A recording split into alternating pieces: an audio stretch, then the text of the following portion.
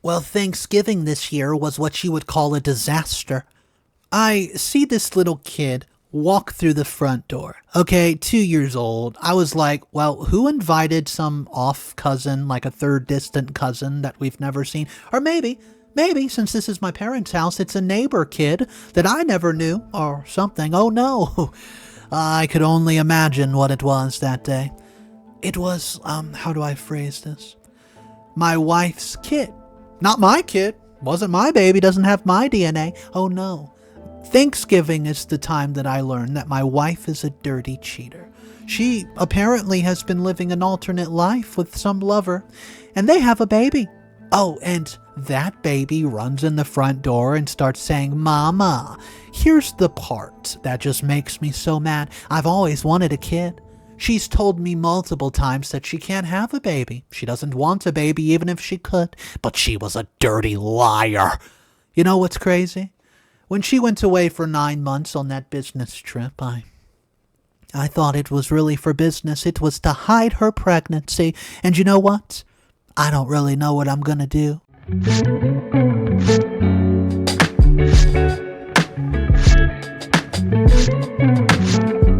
I always thought Thanksgiving was one of those days that somehow stayed protected from real damage. You cook too much, people argue about politics, kids spill juicy juice on the tablecloth, somebody burns a side dish. You know, the usual. You complain, you laugh, you go home full and a little annoyed, but ultimately okay. This year, Thanksgiving turned into the moment I realized my wife had an entire secret life, and I was the last person to know about it, and the person who exposed it wasn't her. It wasn't even the guy she cheated with. Oh no, it was a toddler who crashed my family dinner, grabbed my wife's legs and called her mama, like he's been waiting all day to see her. Okay, context, Jason, early 30s, wife, Olivia, same age. We've been together almost a decade, married for 5. We don't have kids. We always thought that there was this time to decide later, or at least I thought we did. My family does the same Thanksgiving every year at my parents' house. Same menu, same seating chaos, same relatives telling the same stories. It's loud and cluttered and totally predictable. That's what I loved about it. I mean, it made the world feel stable for at least one day. Usually, Olivia fits right in. She jokes with my Uncle Shane, helps my mother in the kitchen, and trades gossip with my sister Court. And my cousin Haley. She's always been good at just weaving herself into other people's spaces. This year, though, something felt off from the minute we woke up. On the drive over, she was quiet in a way that was not just tired, not snappy, not hostile, just muted. Staring out the window or down at her phone, tapping her screen without really typing. I remember glancing over at her at the red light and thinking she looked like she was someplace else entirely. I asked if she was feeling okay. She said she was fine. Just had a lot on her mind. It's not unusual for her, so I didn't really push.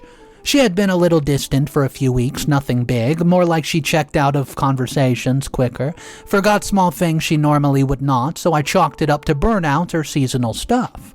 You know, people go through phases. I've had my own times of being half present and tired of everything. Looking back, there was small things that should have stood out. She started running errands alone more often. There were a few unexplained scheduled changes. A couple of times she was cagey about who she's been texting, but we would always have a fairly trusting dynamic. I mean, I never thought that I had to monitor her. I thought that was a sign of a healthy relationship.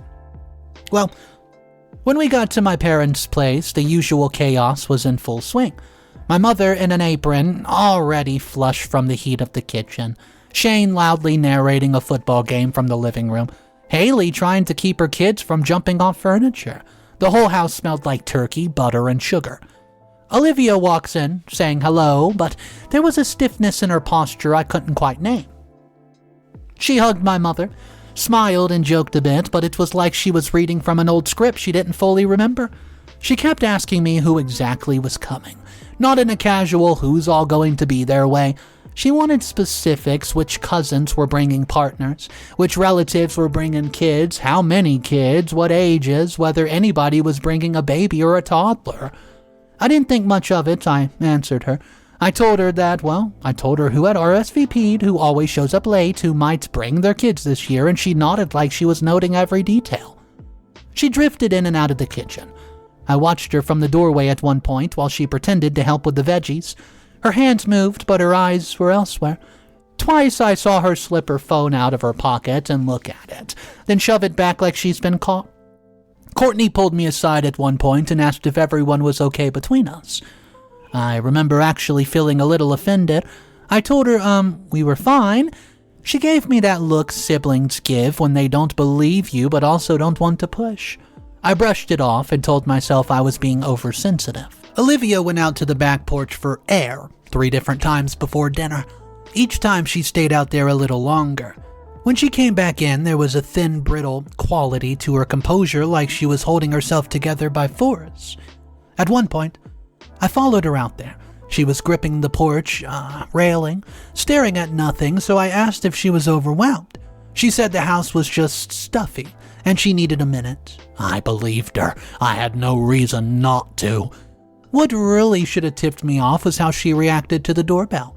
We had a couple early deliveries, neighbors dropping off pie and side dishes, and each time the bell rang, she stiffened eyes, snapping to the front door like she was expecting a bomb.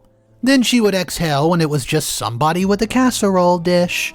Every time that happened, I felt a faint prickle of unease, but I swallowed it. It was Thanksgiving, people get anxious, that's normal, right?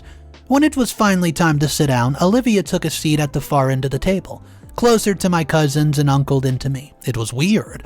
She usually sat next to me across from me. I almost asked her to switch, but everyone was already sitting, passing dishes, clinking cutlery. I didn't feel worth making a thing of it. I sat a few seats away, enough to see her, but not close enough to really read her face clearly through the crosstalk and movement. The first part of dinner was normal. People arguing playfully about whose stuffing was better, kids whining about vegetables, my dad making bad jokes. I tried to force myself to relax, to sink into the familiarity of it. Then the front door swung open. I didn't see who opened it, I just saw a small shape appear in the doorway of the dining room. A little boy? Barely older than a toddler, maybe 2 years old max. His hair was a mess of soft curls. He wore a tiny jacket and sneakers. His cheeks were flushed from the cold air outside, and he just walked in like he belonged there. Conversation trailed off around the table as people turned to look at him. At first, everybody assumed somebody had brought a neighbor kid or that one of my relatives had brought an extra little cousin they forgot to mention. Nobody moved. We all watched. Well, at this point, it was getting kind of weird. The child scanned the table with wide eyes, taking in faces, plates, the big turkey at the center. Then his gaze landed on Olivia. The change in his expression was instant. His whole face lit up. It was the kind of expression you only see when a child recognizes someone deeply familiar, deeply loved. His eyes widened, his mouth opened in a huge smile, and his whole body leaned forward. He took off a clumsy run straight towards her. I watched him cross the distance in a few seconds that felt like minutes. Olivia's body stiffened, her chair scraped back a little. Her eyes went huge in a way that wasn't normal surprises, it was dread. The toddler reached her, grabbed her legs with both arms, and hugged her like he just found someone that he's been searching for all day and said it loud and clear. Mama. Not hi, not lady, not some baby babble. Mama. I've never heard a room go that quiet so fast. The sound of clinking cutlery stopped and chairs froze mid-shift. Even the kids fell silent. Every eye in the room snapped to Olivia and the child clinging to her leg, calling her a word that did not belong to her in this household. Olivia's face immediately drained of color. She opened her mouth, but no sound came out. Her hand covered all of it, halfway between pushing him away and comforting him. It was that hesitation, that instinct pulling her one direction, fear pulling her in another, that told me this was not a random mistake. The boy says it again. Same word, same certainty. He kept hugging her, small face pressed into her dress like he's done it 100 times. My brain tried to reject it. There had to be an explanation. Maybe he was confused, maybe he called everyone that, maybe he just learned the word and was testing it out. But kids that age don't usually say that word to strangers with that kind of absolute confidence. It felt like the floor tilted. I remember catching Courtney's eyes. She looked absolutely horrified. Oh yeah, my mom's hands flew to her mouth. Haley's expression was half shock, half morbid understanding, as if someone half-formed suspicion was finally clicking. I pushed my chair back but didn't stand up. I felt nailed to the floor. Olivia finally moved. She bent slightly, hands hovering around the boy as if trying to soothe him without actually claiming him. She looked like she was about to break apart. Before anybody could even process what exactly to say, the front door opened again. A woman stood there. She was in jeans and a winter coat, hair pulled back in a messy way that suggested she's been too stressed to care what she looked like. Her eyes went straight to the toddler, then to Olivia, then to me. I recognized her, but in a frustrating, out-of-context way. The way you recognize someone you've seen in a peripheral part of your life, photos, a passing introduction, something you did not think mattered. Her name was Megan. Yeah, I could not place it right away, but I would soon. She stepped further into the house, and the air just felt thick with something I can only describe as foreboding. She didn't look confused. She looked like someone walked into the middle of a train wreck that she was coming miles away from. She told us her name, who she was, why she was here, not shouting, not with theatrics, just in exhausted, cold honesty. She was the wife of a man named Trevor. The toddler was their kid, and my wife had been having an affair with her husband for a year. Just like that. The toddler calling Olivia Mama made sense in a way that made my stomach curl. Olivia had been around him often enough that he formed that attachment. She had been present enough that he thought of her as another mother figure. That was the detail that cut the deepest. It was not just about, hooking up. It wasn't just messages. She had been folding herself into another family's life, into a child's world, quietly, secretly, while walking through my day like nothing was wrong. Megan said Olivia had promised to leave me before Thanksgiving. That there had been discussions, plans, timelines, that the holidays have been positioned as sort of a deadline.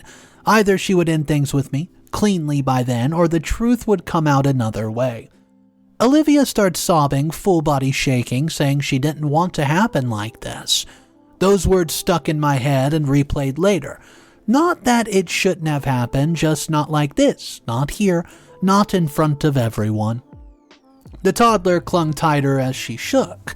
The image of that, of him seeking comfort from her in the middle of this disaster, burned itself into my memory. I barely remember how I ended up outside. I think my body just moved.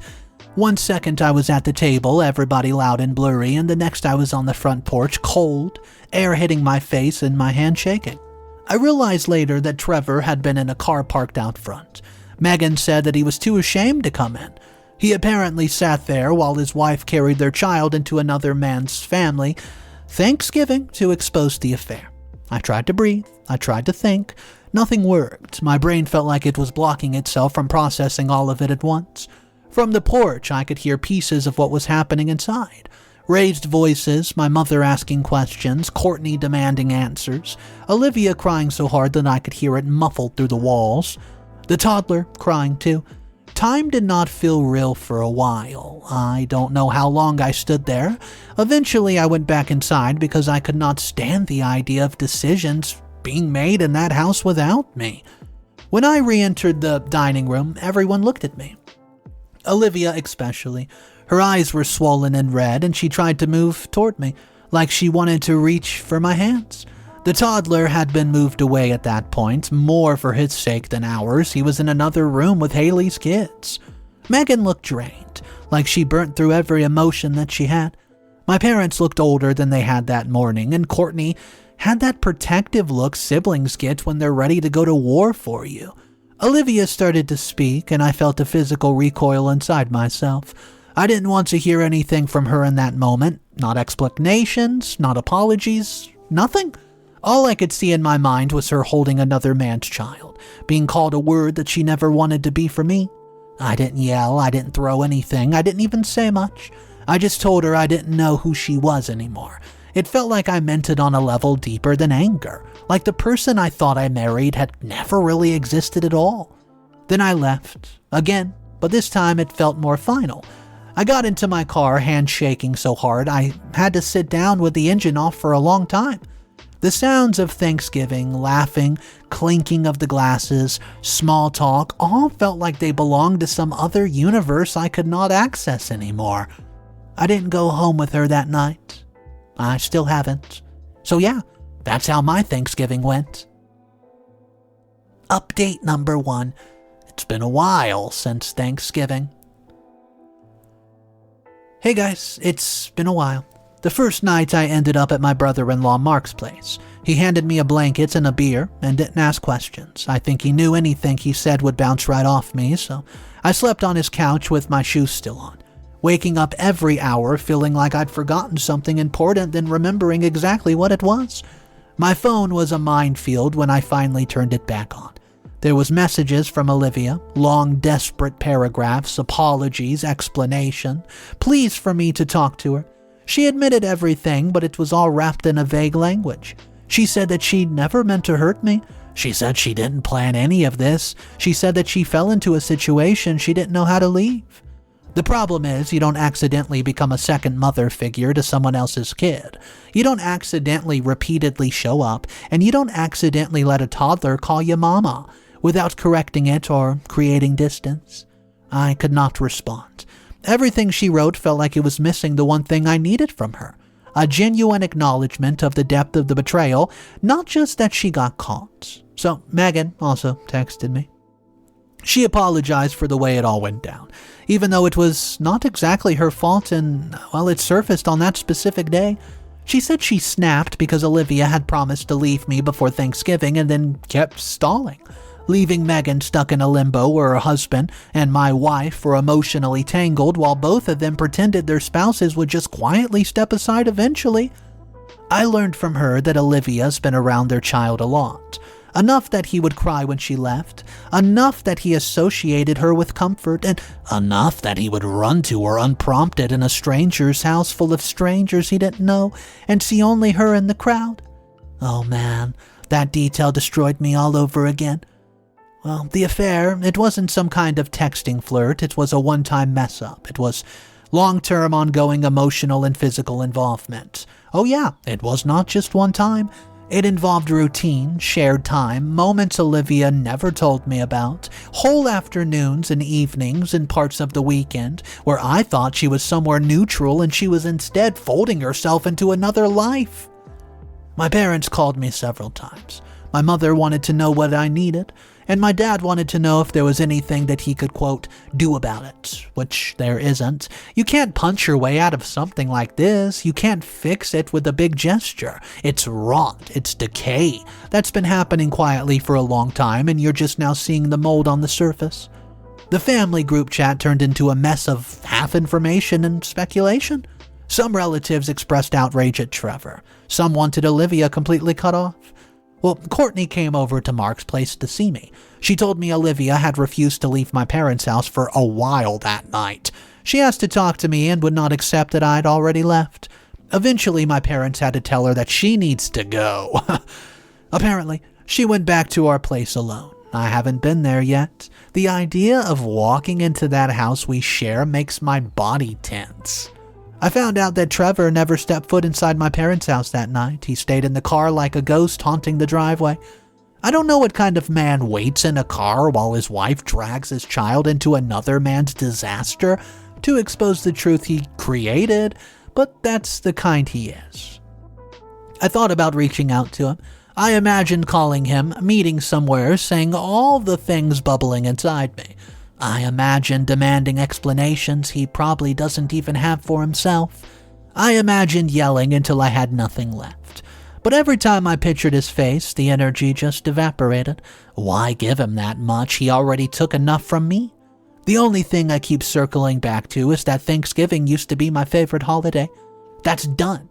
I don't know how I'll ever sit at the same table again. I don't know how I'll ever see a toddler run into a room without my brain jumping at that moment. I lie awake at night on Mark's couch and replay the scene in slow motion. The door opening, the tiny footsteps, the way the sound of everyone's conversation faded out at once. The look on Olivia's face when she heard that child call her something she's never wanted to be for me. The way her arms reached around him automatically, and underlying all of that, the worst thoughts. How many times has that already happened somewhere else, when I wasn't there to see it? I don't have answers, I don't have closure, I don't even have a plan. I just have this looping memory of a world that did not belong in that room, directed at a person I thought I knew. Update number 2.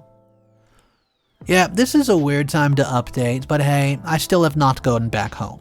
The keys to that house sit on the dresser in the guest room at Mark's place. Sometimes I pick them up and just hold them, trying to wrap my mind around the fact that the person waiting behind that door is not the woman I wanted to commit a future with. Olivia's messages have slowed down, and then they stopped. At first she sent multiple long texts a day, then every few days, apologies, explanations. She ruined my Thanksgiving. I don't know where she's now, and I don't really care. She might be in the home, she might be with her friends, she might be with him. I don't know. I don't want to know. There's a part of me that's still morbidly cautious, but another part that understands nothing good lives in that information. Megan and I have had a few more exchanges. They're short, mostly logistical, and when they happen, she told me she kicked Trevor out. He's staying with some friend. She said she doesn't know if she's going to divorce him yet, but she knows that she can't look at him without seeing Olivia's face in their toddler's memory. She also said her son keeps asking for Olivia, and that broke me in a different way. I'm furious with my wife. I'm disgusted with Trevor. But hearing that there's a kid caught up in this mess who doesn't understand why one of the adults he got attached to just disappeared. It hits a nerve I didn't know I had. I didn't ask for any of this, neither did Megan, neither did that poor kid. My parents have made it clear that Olivia's not welcome at family gatherings. They haven't said never, but the way my mother's voice sounds when she talks about it, I don't see that changing anytime soon. My dad is less vocal, but the few sentences he's given me about it tells me that he's done with her. I don't feel a rush of satisfaction. No, it just adds another layer of loss. Olivia was part of these events for years. She was woven into the fabric of these holidays. Now that fabric has a tear you can't sew back up cleanly. The few friends I've told directly have mostly reacted the way you would expect. Shock, anger on my behalf, comments about how they never liked the guy or had weird vibes. People are always a little braver in hindsight. But for the most part, everyone is trying to tread carefully, waiting to see what I'll do next. But the truth is, I don't know what I'm going to do next. Thanksgiving was just, horrible this year. People on here, they often talk about closure like it's something you can just go get if you try hard enough. A conversation, a letter, a final meeting. I'm starting to realize sometimes closure isn't something you receive, it's just a moment when you decide you're done reopening a wound to see how deep it goes. I keep thinking about next Thanksgiving. The one that's not that far away but feels like a world away. I imagine walking into my parents' house again. The familiar smell, the sounds, and I imagine everyone trying to act normal while the memory of what happened at that table hangs in the air like a ghost. I don't know if I'll be able to do it. Anyways, that's where I'm at. There's no neat conclusion here, no lesson tied with a bow. Just a man sitting in his brother-in-law's guest room, staring at a set of house keys he's not ready to use. I guess I'll end it with this. Would you forgive her?